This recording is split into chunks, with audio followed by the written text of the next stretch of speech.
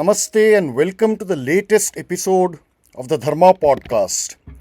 In today's episode, we will narrate the comprehensive story of how Nobel Prize winner Amartya Sen thoroughly botched up the revival of the Nalanda University using a mix of several tactics including nepotism, incompetency, ignorance, and ad hoc functioning.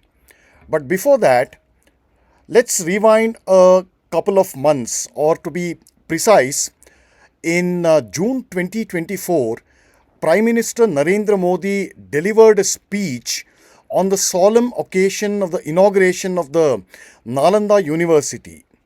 In Mr. Modi's speech, he dropped a nugget which caught my attention, and I'll just read out what he said in his speech. Quote, Nalanda is the proclamation of this truth, that books may burn in the flames of fire, but the flames of fire cannot destroy knowledge. Close quote. This is what PM Modi said in his speech. And what he said is not terribly new.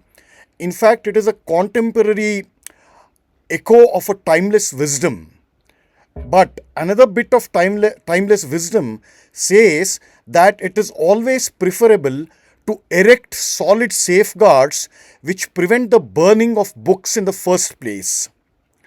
So, the inauguration of the revived Nalanda University, it is a classic case of too little, too late, and too much of squandering amounting to little. In fact, I will go so far as to say that the Nalanda University revival is one of the greatest, one of the cruelest hoaxes in history.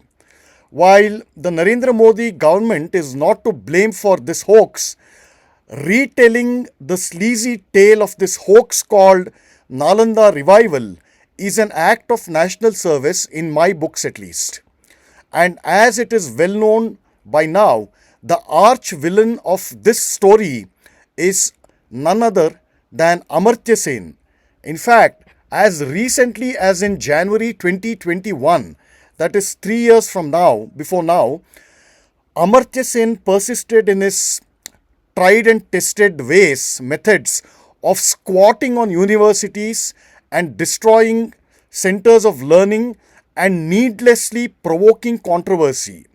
And in this case of 2021, Amartya Sen made some uncalled for and disgraceful comments against the Vice Chancellor of the Vishwabharati University, who asked Amartya Sen simply to be accountable.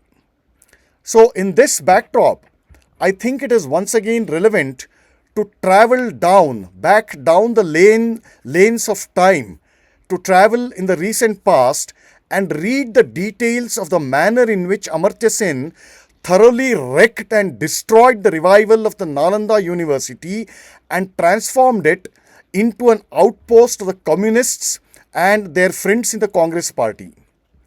So before that, let's rewind back really to the past. What was the Nalanda University? The simple answer, the Nalanda University initially was established as a university of eminence in Rajagriha or Rajgir, Bihar.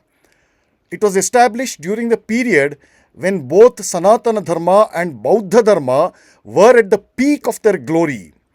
The Nalanda University provided free accommodation and free education to all those who were interested in pursuing knowledge, or in the true Indian sense, in the pursuit of Gnana or Vidya. So, apart from the various corners of India, students from Tibet, China, Japan, Korea, Sri Lanka, Java, Sumatra, Indonesia, Iran, Turkey, and even Greece, students from such diverse geographies of the world had all enrolled in the Nalanda University. And chief among the subjects taught at Nalanda included Vyakarana or grammar, Tarka or logic, astronomy or Jyotisha, medicine, mathematics, Vedas including all the Vedangas, yoga, and darshana, which can be loosely translated as philosophy. So, cut down a few centuries after this ancient past, when the influence and the power of Christianity had reached extraordinary levels in Europe. In that era, the pursuit of knowledge had regressed in proportion to the dominance of Christianity. So we have several hundreds of examples of what Christianity can do when it is dominant, when it acquires absolute political power. Some well known examples for what it can do when it acquires political power includes the burning down of the world class large library at Alexandria, the public humiliation and the murder of the world famous female scholar Hypatia. These are just the tips of the iceberg. So, and thanks to this fanaticism of Christianity, Europe was immersed in darkness for several centuries as far as scholarship, knowledge, and learning were concerned.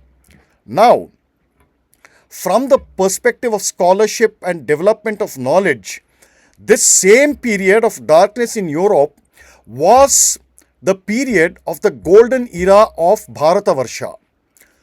Great centers of learning flourished across the vast geography of Bharatavarsha, including Nalanda, of course, Vikramashila and Odantapuri in Bihar, Jaggadala and Somapura in Bengal, Pushpagiri in Odisha, Varanasi in Uttar Pradesh, Nagarjunakonda in Andhra Pradesh, Kanchipuram in Tamil Nadu, Manyaketha or Malkhed in Karnataka, Vallabhi in Gujarat, the famous Sri Sharada Peetha in Kashmir, and Takshashila, which is now in Pakistan.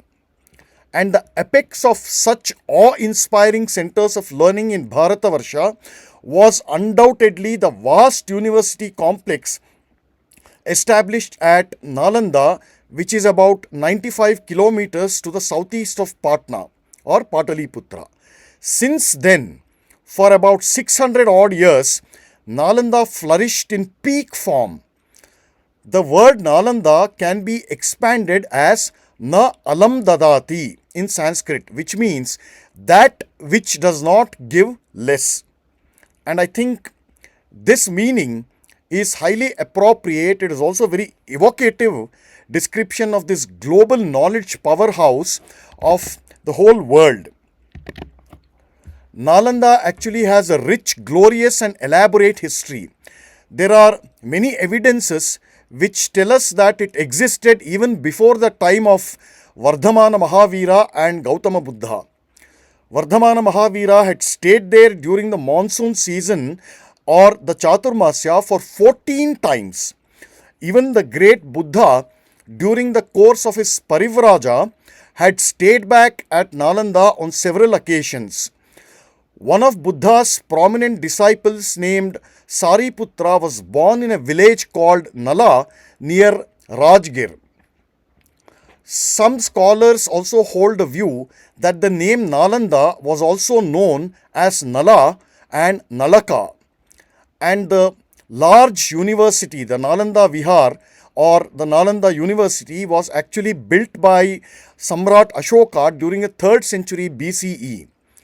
In later years, the founder of the Mahayana sect of Bauddha Dharma, his name is Nagarjuna, he flourished in the 2nd century CE.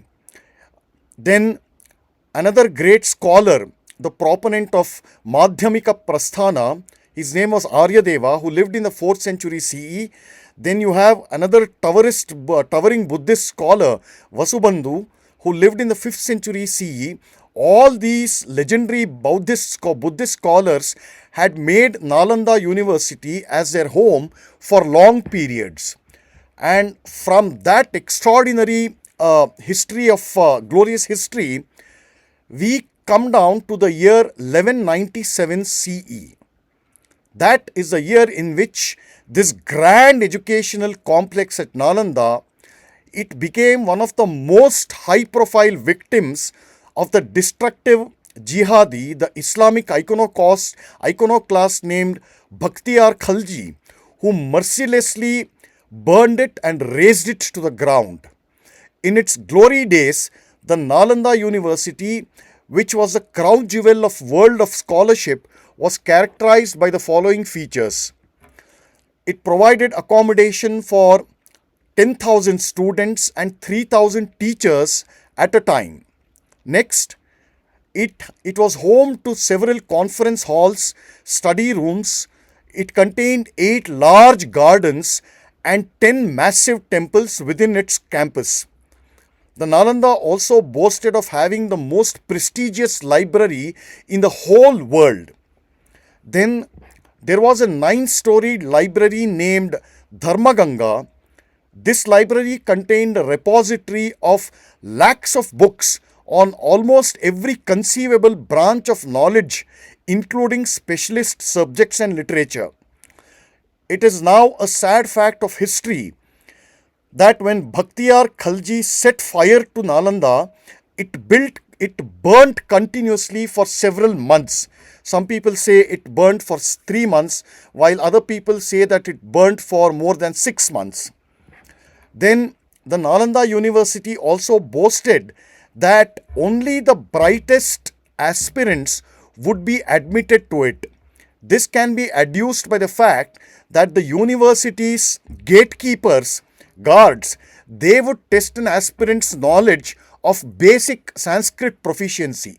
Remember, these are the university buildings, gatekeepers and guards.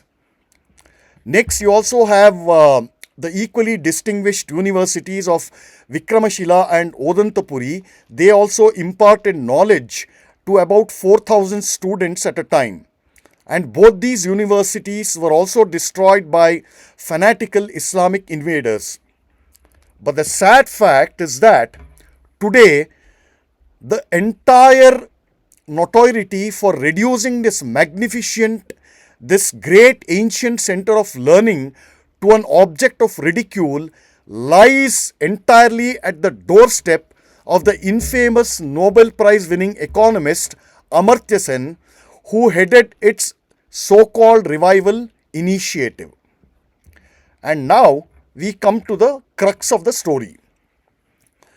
The announcement of the project to revive the Nalanda University, which had once symbolized Indian culture as well as the world's best traditions of excellence in learning, as a global center of educational excellence, when the project was announced to revive this grand university in the 21st century, it naturally received enthusiastic response across the country and across the whole world. And before Nalanda was destroyed at the end of the 12th century, the fact that it attracted the best talent from nations like China, Korea and Japan, it is recorded by the Chinese traveler Yuan Shuang. Some people call him as Huan Sang. He profusely praised Nalanda's greatness. He was an eyewitness, he provided eyewitness accounts of Nalanda's greatness. So, in the 21st century, the project to revive Nalanda University, it was well received by countries as far away as Australia, Japan and Vietnam.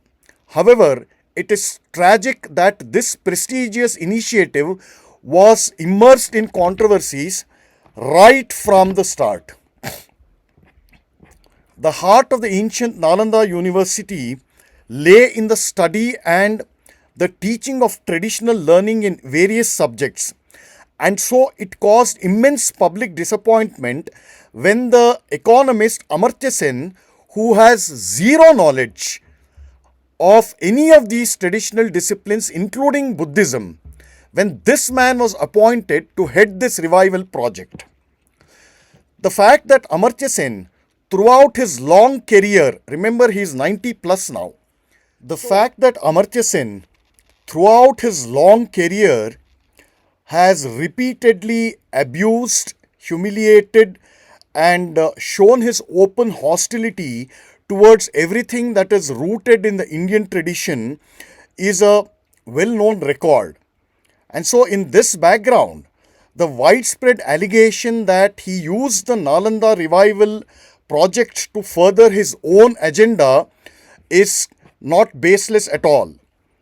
In fact, Amartya Sen has justified the inherent barbaric and violent nature and iconoclasm of Muslim invaders in the following words. I quote him, "But this nature is in their blood." This is how Amartya Sen justifies, the brutality, iconoclasm, and fanaticism of Muslim invaders. And continuing in the same line, Amartya Sen also denies Hindus the right to avenge this unprovoked violence on everything that they hold sacred and pious.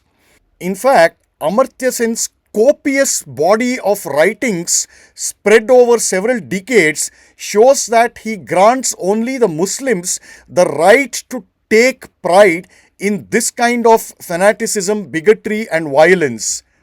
This nature is in their blood, it seems. Anyway, now let's come back to the project of reviving the Grand Nalanda University. Let's look at a letter dated July 4th, 2011. This letter was addressed to the then External Affairs Minister, Mr. S.M. Krishna. The letter was written by the former Indian President, the late great Dr. APJ Abdul Kalam. In the letter, he recommended that important positions like Chancellor and Vice Chancellor should be awarded only to scholars who were renowned throughout the nation, throughout the world, for their learning and scholarship and for no other extraneous criteria. So, this letter shows how disappointed Dr. Kalam was when Amartya Sen was, brazenly elevated to head this revival project. The seed for reviving the Nalanda University was sown by none other than Dr. Abdul Kalam in 2006. Back then, he had also criticized the decision to appoint Amartya Sen, who had zero background in traditional scholarship. So, this, in spite of the availability of several distinguished scholars who were definitely more qualified and suitable for that position. Now, let's cut back to May 2010. In that year, the Government of India had issued a set of guidelines and rules governing the new university. These guidelines, they received the President's seal of approval on 21st September of the same year. So, in this background, can anybody justify the fact of Amartya Sen flouting these rules and guidelines? This takes us to another leg of this sordid story. So, the UPA government, it formed a 11-member committee which included the same Amartya Sen in order to study the feasibility and do the groundwork for the Nalanda University revival project. But then, even after the university was officially inaugurated, when the work was complete, etc., even after that, Amartya Sen continued to use his position as a member of this committee, this 11-member committee. He used his powerful position to decide on the new university syllabus and other programs. This immediately became controversial, and not only that, Mr. Sen also ignored the rules governing the university which the government had issued. Amartya Sen was also mandated to submit a detailed project report on the progress of the Nalanda University within 9 months. This man failed to submit this report even after 3 full years. In spite of this failure, it is quite strange that his own committee elevated him to the position of Chancellor of University in 2011. And the moment Amartya Sen took over this position, he began a chain of rule violations. A lady named Gopa Sabharwal was appointed as Vice Chancellor of the Nalanda University, she was completely unfit for the position on all accounts. She was merely a reader in sociology in the Delhi based Lady Shriram College, and she had absolutely no knowledge about history, the academic discipline of history, or the details of the project to revive the Nalanda University. She also did not possess any qualifications mandated by the UGC for people aspiring to become vice chancellors. Her salary at the new Nalanda University was a substantial amount of 5.6 lakh rupees per month. This was twice the salary of the vice chancellor of the Delhi University. But this rule violation did not stop here. Gopa Sabharwal, in her position, appointed her counterpart at Delhi University. The name of this academic was Associate Professor Anjana Sharma, as officer on special duty at Nalanda University, and this Anjana Sharma was given a princely salary of 3.3 lakh rupees per month, which was a sum that no central university anywhere in India offers to an associate professor. I can go on, and there is no shortage of evidence to show the kind of flagrant violations that occurred in appointments and in various proceedings and programs at this new Nalanda University. Amartya Sen also inducted the then Prime Minister Mr. Manmohan Singh's daughter Upinder Singh. She was inducted in his advisory committee. In turn, Upinder Singh's colleague Nayana Jyoti Lahiri was awarded the title of expert. And records show that neither of these people are renowned as experts in any academic discipline. And even after the new Nalanda University came into existence officially, Amartya Sen remotely continued his Nalanda Darbar sitting in Delhi. Let's look at another important data point in this regard. The then Manmohan Singh government branded Nalanda as an international university in order to ensure it from potential financial irregularities by keeping finance-related rules out of its direct purview. But in practice, it was completely different. In practice, what happened was that the central government treated Nalanda as merely any other national university. Its expenses, which exceeded 1,000 crore rupees, was entirely shouldered by Indian taxpayers. And from the early days of this revived Nalanda's conception, the widely held expectation was as follows. As far as possible, this revived university must rejuvenate, retain, preserve, and perpetuate the vision, the ideals, and the framework of the original Nalanda University, which functioned in a pristine manner up to the 12th century before it was destroyed by Bakhtiyar Khalji. So, according to this founding vision, this vision of the ancient Nalanda University, the greatest emphasis was supposed to be put on Buddhist studies. And in this background, establishing a school of information technology in this revived Nalanda University only bolsters and adds more proof to the utter lack of vision and direction on the part of Amartya Sen and his gang. Now, Amartya Sen's brazen discarding of rules, it counts as an act of unparalleled shamelessness. The result of all this was that the revival project completely lost track from the original noble vision with which it was conceived. And after Amartya Sen's term expired in July 2015, when the Narendra Modi government did not express any interest in renewing his term, Amartya Sen went to the streets, meaning he went to the media to shamelessly claim political interference in education. This is the same man. I mean, the irony is fabulous on many levels. When the Manmohan Singh government appointed Amartya Sen as a head of this Nalanda revival project, in spite of him being completely unqualified for the task, why didn't it occur to Amartya Sen that there was political interference in education? Ideally, Amartya Sen should have been independent. But then, by opting to become the Man Friday and the beneficiary of the UPA government's largesse, Amartya Sen openly advertised his pettiness.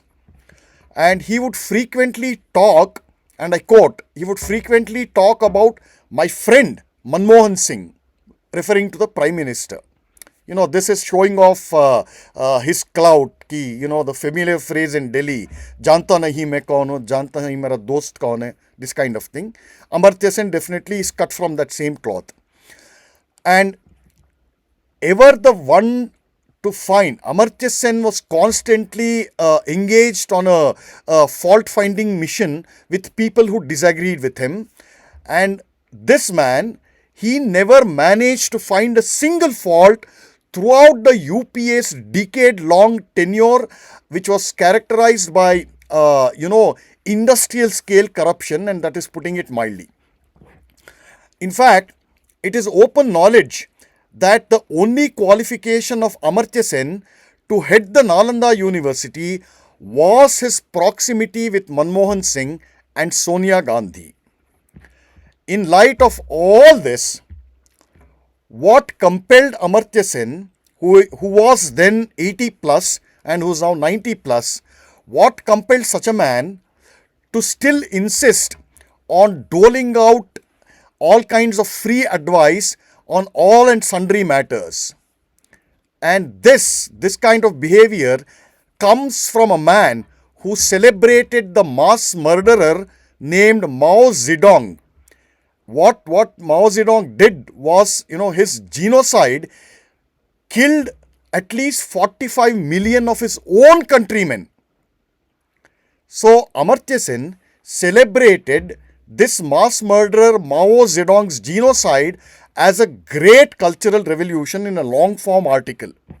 And so on that note, I think it is a profound tragedy and immeasurable cruelty of our times that a noble project, noble, lofty, virtuous in its conception, like the revival of the ancient Nalanda University, had suffered for so long under the foot of a committed communist ideologue like Amartya Sen. And on that note, we can conclude this episode of the Dharma podcast. If you like this episode, please like it so that it helps the YouTube algorithm. Do share it with your friends and family, and do not forget to subscribe to the Dharma podcast so we can offer more such episodes, interesting and informative episodes to you. And last but not the least, please consider making a contribution of your choice. Until the next time, Namaste.